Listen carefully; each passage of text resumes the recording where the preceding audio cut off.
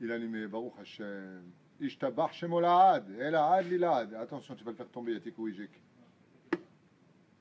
Rosh, Chodesh, Tov, Vesameach, Erev Tov. On est au mois de Sivan, ça y est, on y est.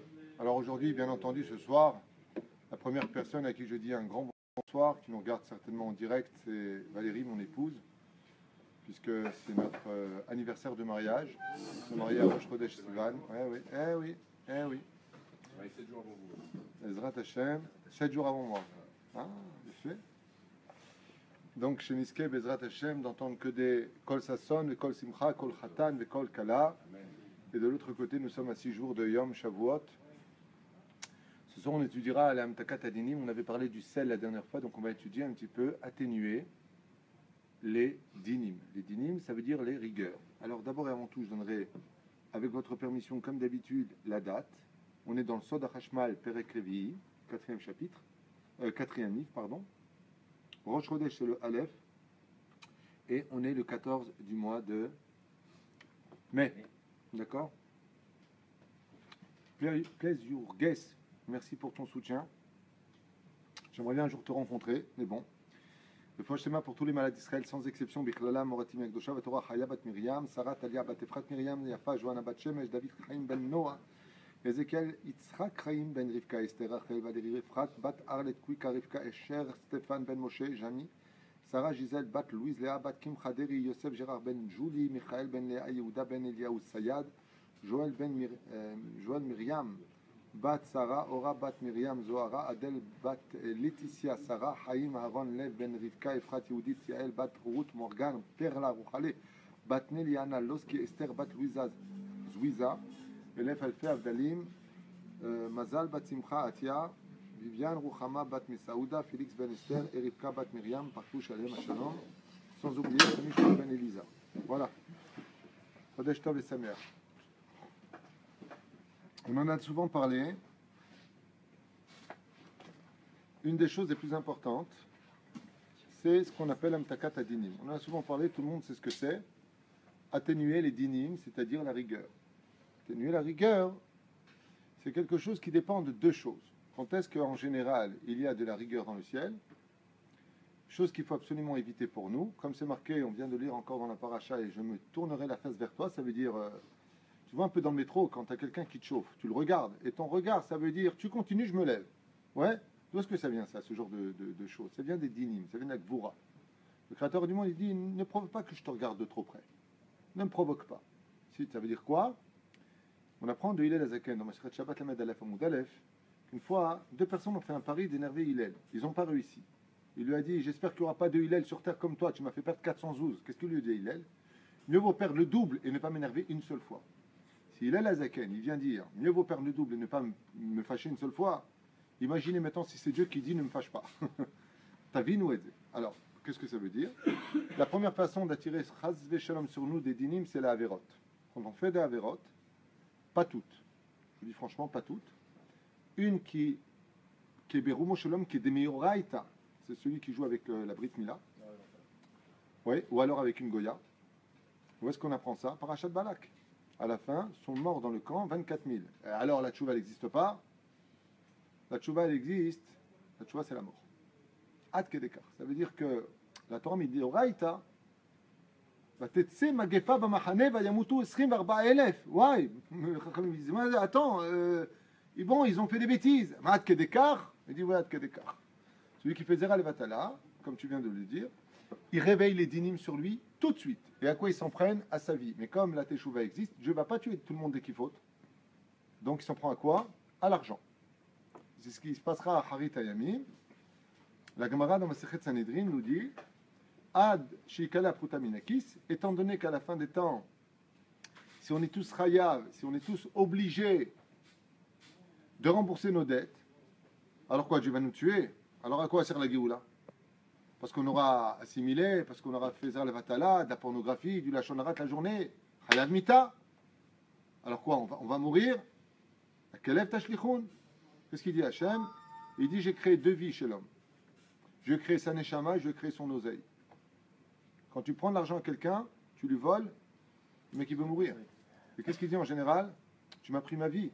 pour ça qu'en hébreu, damim, ça veut dire argent et ça veut dire le sang. Au lieu de prendre le sang de la personne pour que, normalement, la justice soit faite, et je vous explique en 2 mots comment ça se passe dans le ciel. C'est que quand une personne a fauté, et que personne n'a vu qu'il a fauté, il a mis Dieu en colère, pourquoi est-ce qu'on le fait mourir? C'est pas Stam, la mort, la punition. C'est qu'on va le chercher pour qu'il vienne devant Hachem être jugé. Et pour cela, il faut qu'il meure. T'as vu, nous, comment ça se passe? Maintenant, de l'autre côté, il y a aussi les moments. Ça veut dire qu'il y a des moments dans la vie où le matin, à un moment précis, on a parlé la dernière fois, il y a les dinim. Ça veut dire que Dieu s'assoit sur qui c'est din. Et après, il s'assoit sur qui c'est rachamim. C'est-à-dire, c'est clair jusque-là? Donc nous, on va voir ensemble, ici à Talishmaya, ce soir, quelles sont les choses qui sont à la page Tayad. Taf, Yud, Dalet, Chelek, Revi. Quelles sont les choses qui peuvent mener un homme à atténuer les dinim? C'est-à-dire comment on éteint le feu des dinim, de la rigueur et de la justice qui peuvent frapper violemment une personne. D'après vous, un petit tour de table avant de commencer. D'après toi, M. Zerbib, dis quelque chose. Quand il y a le feu, qu'est-ce que tu jettes dessus? De l'eau. De l'eau, c'est quoi l'eau dans le judaïsme? La vie. La Torah. Donc étudier la Torah, c'est tout de suite Amtakat Adinim. Ça veut dire quand ça va pas, tu sens qu'il y a quelque chose qui bloque dans ta vie, c'est pas la peine de perdre ton temps, aller voir un Mekoubal et prendre une... C'est vrai que ça peut aider, un vrai Mekoubal. Mais avant d'y aller, fais d'abord ce que toi tu dois faire, rajoute de l'étude de la Torah. Quand le feu prend dans ta vie, que tu sens que ça va pas, la première chose à faire, c'est de rajouter de l'étude. Et je peux vous affirmer une chose, d'expérience. À maintes reprises, des gens qui ont rajouté d'études ont éteint le feu de la colère qui était contre eux. Des fois, ça bloque, ça bloque, ça bloque, ça bloque.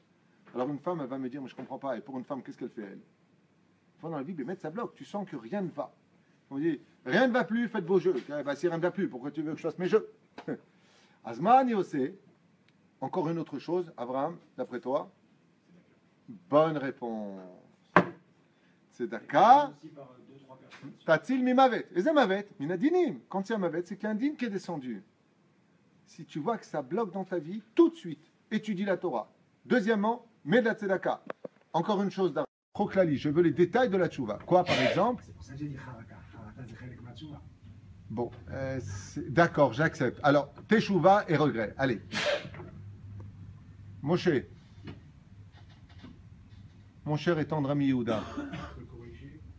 Ça, c'est fait, c'est fait. Teshuva, il s'est jeté contre un mur, il n'en peut plus, il tape sa poitrine avec un couteau, si vous voulez.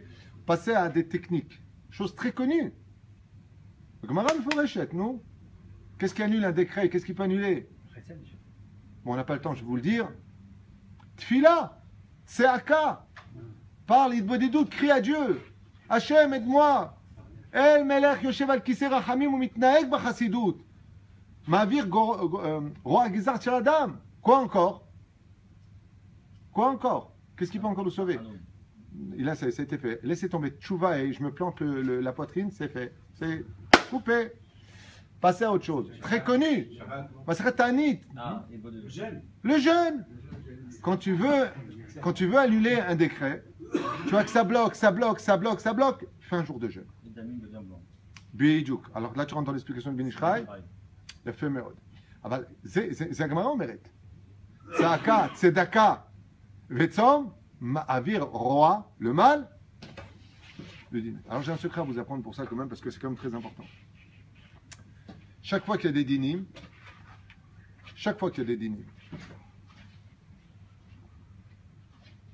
comment est-ce qu'on peut annuler? Arrête, la justice de Dieu, tu peux l'annuler, Bémet. Comment c'est possible? J'ai lu quelque chose qui m'a ensoleillé mon étude tout à l'heure. Mamache qui m'a ensoleillé mon étude. Et quand on dit que ça vient annuler les dinim, c'est que qu'est-ce qui me dérange dans quelque chose qui est contre moi, Chazve Shalom, dans le ciel où c'est dur, ça ne plaît pas, ça passe pas, on a l'impression que ça bloque.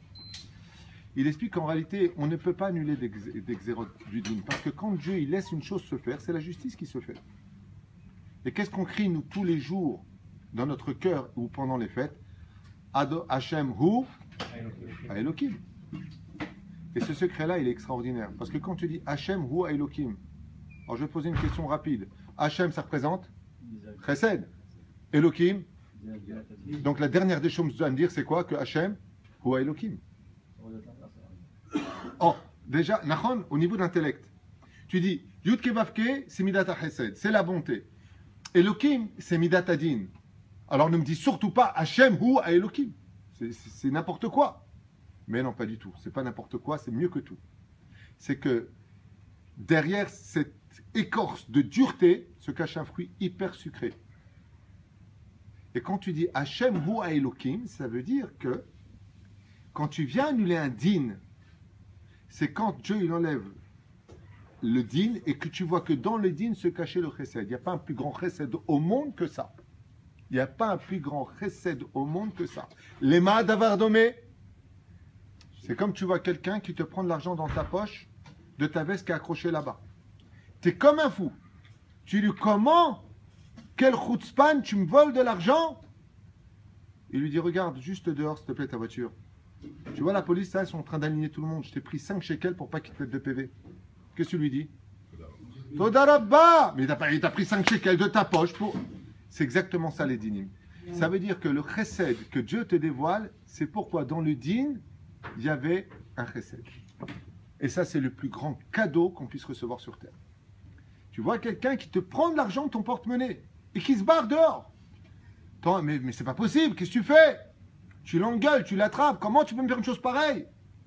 Tu regarde juste dehors, je viens de t'éviter un PV de 350 shekels parce que tu étais garé dans un endroit où ils sont en train d'allonger tout le monde. Là-bas, il t'a mis la pièce. Quand sont venus la police, ils ont mis des PV à tout le monde sauf à toi. C'est-à-dire que quand Dieu il envoie des dynimes sur terre, quand il envoie des rigueurs, des coups durs comme ça dans nos vies où rien ne passe, le mec il veut faire une affaire, ça le fait pas. Il veut faire ça, ça le fait pas. Il veut ça, ça le fait pas. Et bon, qu'est-ce que tu veux, Hachem? Allez, ouvrons les portes de la liberté, que ça se réalise un petit peu. Maintenant, si Hachem il se dévoile, il dit non, tu sais pourquoi j'ai fait ça? Allez, Gamzo les Tova, Kol de Avid, Rachamana les Tavavid. D'accord, mais en attendant, c'est quoi le bien là-dedans? Quand t'as un enfant qui est malade, allez, c'est quoi le bien? Allez, vas-y, dis-moi, c'est quoi le bien? Le mec qui crève la dalle, il n'y a pas de quoi faire Shabbat. Allez, Brabbi, montre-moi où le bien dedans. Le Hachem, il te dit, tu veux voir? Viens, je te montre. Ayam assez. Il était très très pieux, il avait 40 ans, il était fatigué de la vie, il était fatigué de se battre. Ayam Pachout Gamour. Il n'en pouvait tellement plus de sa vie qu'il a vu que ça ne répondait pas vis-à-vis du ciel. Rien ne marchait pour lui. Il n'y a pas plus dur au monde quand ton fils te dit je voudrais un peu de lait, et tu lui dis il n'y a pas de lait. Bon, je peux avoir des cornflakes, il n'y a pas de cornflakes. Tu veux? Il n'y a pas. Comment tu peux dire ça toute la journée? Il était tellement défait de l'intérieur qu'il est parti voir sur la tombe de son père et il tapait comme ça de toutes ses forces. Papa, papa, papa, j'arrive pas à comprendre ce qu'ils me veulent dans le ciel. Il n'y a rien qui marche. Du matin au soir et du soir au matin. Et il tapait sur la tombe. Il a tellement pleuré sur la tombe de son père qu'il s'est carrément évanoui. Quand il s'est évanoui, il s'est vu comme ça son âme sortir de son corps et monter vers le ciel. Et qui rencontre sur la route? Son père. Et son père, il lui a tendu une photo. C'était la photo de lui, de sa femme et de ses enfants. Il regarde comme ça la photo et il dit à son père, papa, maintenant je te vois, tu peux m'expliquer ce qui se passe? Et il lui a dit, regarde juste la photo mon fils. Il regarde la photo, il se voit lui, il se voit avec sa femme, il voit ses 3 filles, il voit ses 4 garçons, seulement il y a un problème. Le petit dernier qui a 4 ans, il n'a plus de tête. Dans la photo, il y a le corps, mais il n'y a pas de tête. Alors il lui a dit, on dirait ma femme, il lui a dit, pourquoi mon fils ici, il est sans la tête? Il lui a dit, depuis combien de temps il n'y a plus rien qui marche pour toi, mon fils? Il lui a dit, ça fait à peu près 4 ans, depuis la naissance de mon fils. Il lui a dit, je vais t'expliquer. Ton fils, à la base, il est né pour vivre 6 jours. Au 6e jour, il aurait dû rendre l'âme. Dans son tikkun, il devait vivre juste 6 jours, c'est tout. Il lui a dit, tu as tellement fait tes chouvas, tu as tellement bien étudié, tu as tellement de mérite dans le ciel, que Akadosh Baruch Hu a dû remettre tout Maaseh Bereshit pour que ton fils grandisse. Et maintenant un nouveau ziboug, il lui a préparé une nouvelle neshama pour qu'il se marie, pour qu'il ait des enfants, et que sorte un grand en Torah par ton mérite. Il lui a dit, mais l'ange, lui, quand il est descendu à l'âge de ses 6 jours pour prendre l'âme de ton fils, il ne peut pas revenir les mains vides. Alors dans le ciel, dans sa grande miséricorde, le créateur du monde, il lui a dit, bon, bloque-lui un peu sa vie, mieux vaut bloquer un petit peu sa vie, mais qu'il laisse son fils grandir et qu'il le voit grandir, comme ça lui a expliqué son père. Quand il s'est réveillé de la tombe et qu'il a entendu le pourquoi des choses, il est retourné, il a pris son fils dans les bras, il lui a dit, je préfère rien avoir au monde, mais te de garder dans ma vie. Alors, qu'est-ce qui a changé dans sa vie? Il n'y a rien qui a changé, ça veut dire que demain il a réussi ses affaires, quoique dans l'histoire c'est marqué que 2 ans après, il est remonté très très haut. Mirot, Filash ou Asa. Qu'est-ce qui a changé dans le Tachles? Il n'y a rien qui a changé, sauf une chose. On lui a donné la réponse du fruit qui était dans la Klippa. Dans la dureté de la vie, il a enfin compris le pourquoi des choses. Et dès que tu comprends pourquoi, alors tu goûtes au ta'am de Amtakat Adinim. Et c'est pour ça que le mot en hébreu est extraordinaire. C'est pas marqué bitul adinim, l'annulation. C'est marqué Amtakat, adoucir les dinim, adoucir la rigueur. En réalité, c'est pas adoucir la rigueur. C'est que Dieu va t'ouvrir des portes d'acier, de la rigueur, pour que tu regardes à l'intérieur la douceur du miel que Hachem était en train de te donner. Le problème, c'est qu'on a trop de clips sur nos yeux pour voir ça. C'est pour ça que c'est Amtakat Adinim. C'est pour ça qu'on ne peut que adoucir. Sinon, on verrait carrément les choses. En réalité, c'est un peu trompeur, parce que si on avait réellement les réponses, elle n'aurait plus de Gvoura. Parce que, dans l'absolu, il faut savoir une chose. Il n'y a aucune épreuve, il n'y a aucune punition qui nous est donnée si ce n'est pas pour le bien. C'est ce qu'a dit d'ailleurs Yosef Hatzadik. Qu'est-ce que va nous dévoiler Yosef Hatzadik? Atem chashavtem lera. Quand il dit à ses frères, vous avez vu le mal partout. Aval Elokim, chashava le tova. C'est-à-dire que toute l'histoire de l'Avent, de l'Égypte, de l'esclavage, vous avez vu tout ça pour Ruach HaKodesh dans la Klippa. Il dit, mais Akadosh Baruch Hu maintenant vient nous montrer pourquoi l'histoire. Le monde se serait arrêté de tourner s'il n'y avait pas eu tout ça. Mais attends, je m'excuse, je ne suis pas d'accord. Pourquoi est-ce que ça a été vendu? À cause de la haine des frères et la jalousie. Qu'est-ce que tu fais de ça? Tu l'oublies? Il dit, Akadosh Baruch Hu, quand tu lui fais une Klippa, il te met les fruits. Tu viens avec une grosse, coquille de noix, vide. Tu as fait une grosse bêtise. Qu'est-ce qu'il fait Hachem? Il dit, bon, tu m'as fait une Klippa, je vais te mettre le fruit à l'intérieur. C'est extraordinaire ce que fait Hachem. C'était juste la Akdama de l'étude de Amtakat Adinim, de comprendre. Comment on peut mériter de savoir quel est ce fruit, justement? C'est la confiance qui répond à ça. C'est la confiance. Si tu veux, dans l'absolu, le temps répond à ça. Le temps. Il faut juste avoir de la patience. Ce qui est le plus grand péché de notre génération, c'est le manque de patience. Tu regardes toute l'histoire de la Torah. C'est à chaque fois la même avéra qui revient constamment dans tous les livres de la Bible. Et aujourd'hui dans nos vies. Adam Arishon, il aura attendu juste 1 heure de plus. Il aura mangé du fruit Etzada Tovara dans le Shabbat. Et c'était fini. Tu veux qu'on aille chez qui? Chez Korach, il aurait été patient. Il aurait eu le poste de Moshe Rabbeinu du ciel. Il n'a pas été patient. Le roi David, il n'a pas été patient. Il aura attendu que Bathsheba soit son ziboug. Arrête, c'est marqué Mimforash. Le Zohar HaKadosh nous dit que Bathsheba, c'était l'âme sœur du roi David. Alors en quoi c'est un péché pour lui? Le péché a été fait tout simplement qu'il a pris avant son temps. Dans la vie, celui qui a vraiment bitachon bachem, le problème de cette génération, je vous fais une parenthèse, je m'excuse de le dire, mais dans toutes les sociétés, des mecs qui viennent me voir dans leurs conflits, c'est toujours la même histoire. Les ouvriers veulent devenir des patrons. C'est bien. Et je leur dis à chaque fois la même chose. Tu prends un mec qui travaille chez toi, tu lui apprends le métier. Au bout de 2 mois, il va ouvrir en face de chez toi la même chose. Pourquoi tu fais ça? Ouais, mais moi je ne veux pas travailler pour les autres. Mais si c'était le cas, Dieu il te donnerait l'opportunité de le faire. Sois pas avec fouille et tova. Tu veux ouvrir la même chose, d'abord change de ville. Sois pas qu'un élève de Bilham. Juste en face de celui qui t'a donné à manger, tu ouvres. Ben ces gens qui font ça, pour moi, c'est des Rechaim Gmourim. C'est honteux de faire des choses pareilles. Le mec, tu viens, tu dis, j'ai pas de travail, il te prend, il t'apprend le métier, il te donne dans les mains, et toi, tu vas juste en face ouvrir. Il y en a qui font plus que ça. Ils débauchent en plus les ouvriers, et ils prennent des clients.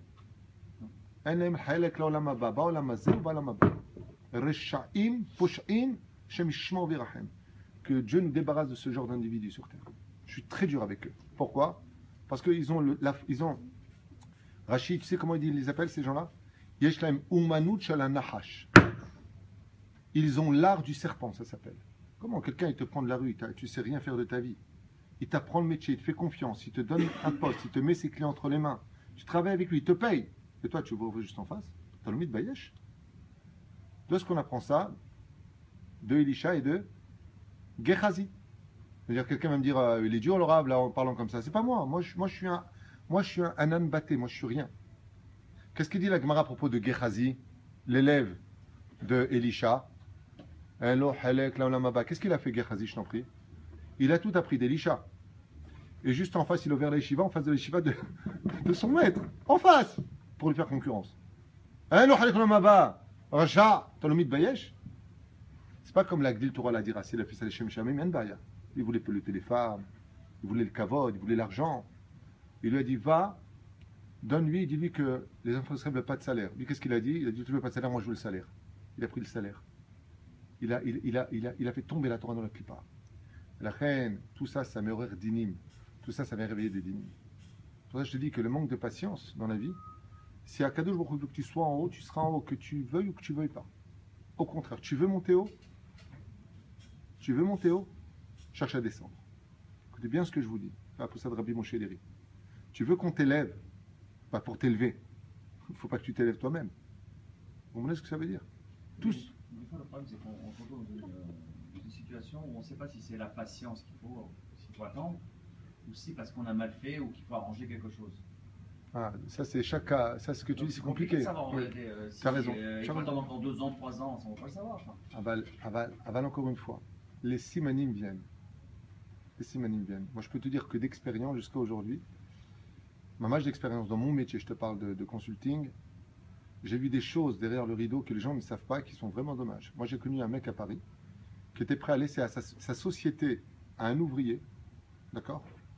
Parce qu'il partait à la retraite, il était blindé pour lui, il comptait lui donner pour ses 30 ans de passé ensemble. Écoute bien l'histoire. Maintenant, le mec, qu'est-ce qu'il fait derrière? Prud'homme et machin, et je vais te couler. Je dis, mon Dieu, mais qu'est-ce que tu viens de faire? Rabal à la sablanut. Si tu as confiance en Hachem, qui est Zam Fernes Lakol? Qui dira qui sera le prochain merdage d'Od? Quand est-ce que ça a été décidé? Il faut me le dire. Ça, Rosh Hashanah, Zéavo. Ça va venir, sois patient. Alors je vais me dire, oui, mais l'opportunité, quand elle se présente, il ne faut pas la saisir. Léa, elle n'est pas sortie pour les doudaïm, elle est sortie, elle a dit à Yaakov, tu viens vers moi. Avant le temps que ça a le pied à la. Ça veut dire, tant qu'il n'y a pas de kfiyut tova, tant qu'il n'y a pas d'ingratitude, alors c'est le chemin de la Torah. Mais si ce que tu fais est rempli d'ingratitude, le mec il vient, il t'élève et toi tu l'écrases, c'est par l'odeur à Torah, c'est rishut, c'est assour. La chem bezrat Hashem, ça c'est mourir dinim kashim. Al zenemar en lo halek l'olamaba. Dieu se dévoile à Bilaam. En lo halek l'olamaba, Dieu lui montre. Ne touche pas mon peuple. Ezekfiu Tova, il se fait passer pour l'ami d'Hachem. Et il veut détruire ce que Dieu aime le plus au monde, le peuple d'Israël. Doega Adomi. Il se sert de la Torah comme une hache pour se frayer un chemin de respect et de kavod. Un lo halek l'olamaba. Ça s'appelle Kfiyut Tova. De l'ingratitude. Tov, Gerotai Rabotai, Miskel Itkadem.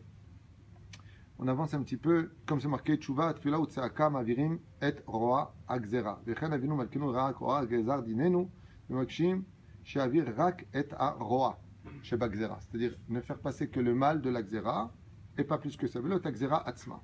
Vous entendez ce qui vient dire ici? C'est énorme.